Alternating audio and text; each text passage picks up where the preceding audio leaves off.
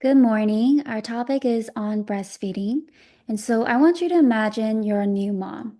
You've just had your baby, you're sleep deprived, overwhelmed, and your body feels like it's been through a marathon. You've been told breast is best, but you're struggling. You've seen all the TikToks, read all the Facebook pages, seen all the contradicting YouTube videos, and you don't know who to ask for help, especially if English isn't your first language. Now imagine this. You're at your PCP appointment, and as the medical assistant checks you in, they hand you a small poster with a QR code. You scan it, and suddenly you have access to local breastfeeding support, videos, and answers to your questions, and even information in your own language. That's what we set out to create. So, why breastfeeding? Breastfeeding is a critical part of early motherhood that is often overlooked despite its many health benefits for both moms and their babies. We notice a significant lack of knowledge and resources surrounding breastfeeding, especially among new moms who may feel overwhelmed, unsupported, or unsure of where to turn for help. In the El Monte community specifically, we saw barriers like limited access to lactation support, cultural misconceptions, and language barriers such as Spanish and Chinese speakers. What is our goal for this project? Well, our goal as PA students was simple: connect patients in El Monte, especially underserved, multilingual communities, to breastfeeding support that's culturally sensitive, accessible, and actually helpful. We were inspired by the works of Class of 2024's ATED on breastfeeding and decided to expand on it and bring it to the SGV community, specifically El Monte because it's home to a large immigrant population, many of whom face cultural, linguistic, and financial barriers when it comes to health education, especially around breastfeeding.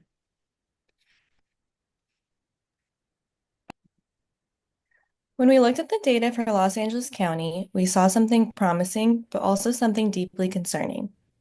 According to the 2023 LA County Public Health Survey, 96.7% of children under the age of 5 have been breastfed by their biological mother in their lifetime. That's an incredibly high initiation rate, which means that people do want to breastfeed. But then the numbers drop fast. Only 71.8% of children are still being breastfed by 3 months.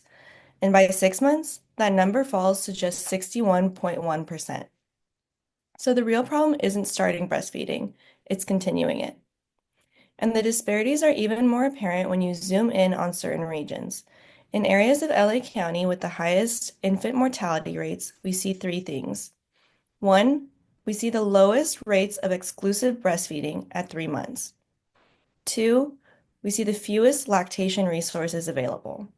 And three, the highest concentration of low-income households earning between $12,000 and $41,000 a year. These are the communities that need the most support but often have the least.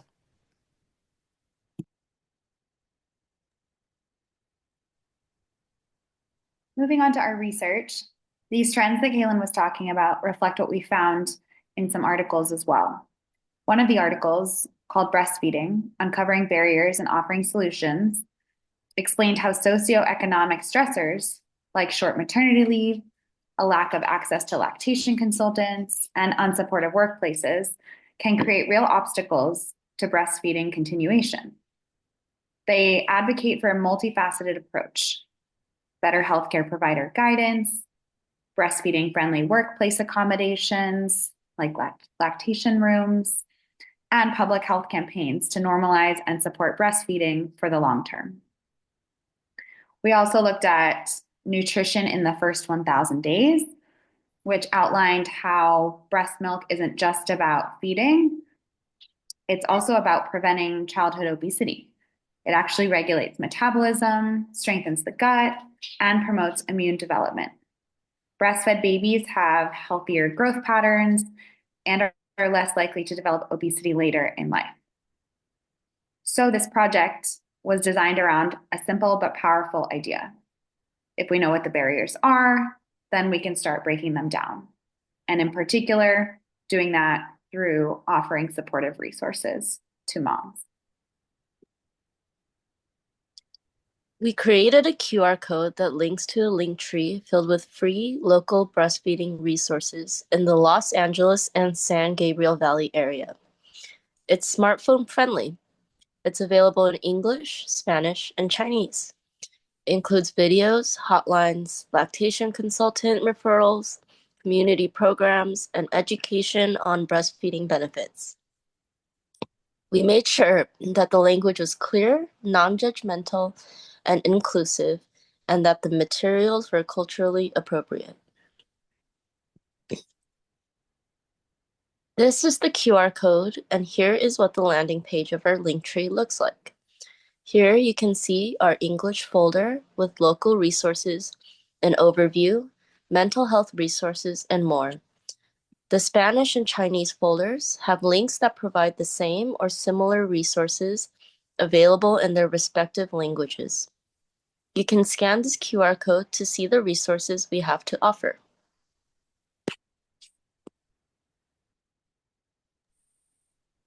When we created this project, we had three objectives we wanted to focus on.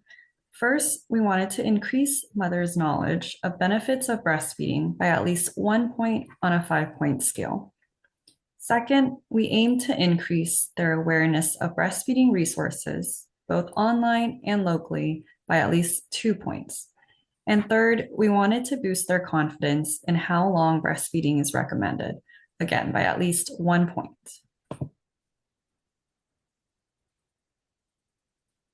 So did this work? It did. And here's how. On average, mothers reported a 1.3-point increase in their understanding of breastfeeding benefits after engaging with our QR code, resources, and educational materials. Their awareness of local and online resources jumped by 2.4 points, surpassing our goal. And most importantly, their confidence in the recommended breastfeeding duration increased by 1.1 points. For some of these moms, this was the first time anyone had broken down the why, the how, and the where to get help in a way that was free, clear judgment, free, clear, and accessible.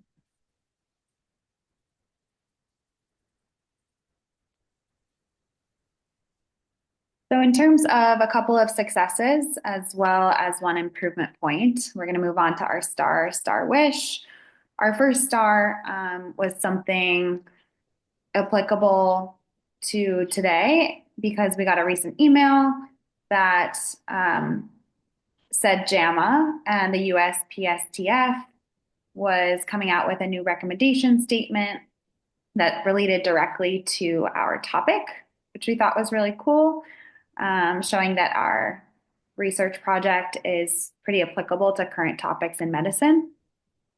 Basically, the article and the new recommendation statement that they came out with described how there is a long established connection between breastfeeding and the health benefits that come with it, both for the children as well as the moms. But additionally, they added an addendum stating that primary care providers who were able to provide either counseling or referrals in support of breastfeeding was a moderate net benefit. And so that's a new recommendation statement from them, which was pretty neat. So moving on to our second star, we decided to use a QR code as our medium for information transmission. It allows for longevity, sustainability, and the link tree is accessible, editable, and easily shared. The QR code also fits well into our tech-savvy world and is environmentally friendly and both efficient. So, looking into the future and reflecting on the work we completed on this project, we did note that at some points it was challenging for us to fully understand if there were any cultural barriers or beliefs influencing these new mothers' view on breastfeeding. Since none of our group members speak the language or share the culture within the SGV community, it's challenging for us to fully understand if there are any cultural barriers or beliefs influencing the new mother's views on breastfeeding. We hope that in the future we could have a better understanding of their cultural norms so that we can continue to effectively educate and promote awareness within the community. Lastly, our intervention was only 1 day long, so we would like to increase the duration of the study and follow up with the providers more to see how the QR code has been utilized. We also hope to extend this to more providers in clinics in the SGV area and increase the number of languages and resources that are available. So overall, longer follow-ups with the community to see if they had an opportunity to use them would be something that we would like to explore more in the future. And lastly, our call to action really was that this wasn't about reinventing the wheel for this project here. We wanted to connect to what already existed and doing it with cultural humility and respect. We hope that this project sparks conversations, not just about breastfeeding, but about how we deliver health education and how we can advocate for our patients as future healthcare providers. So thank you for listening to our TED Talk, and we hope that you learned something new today.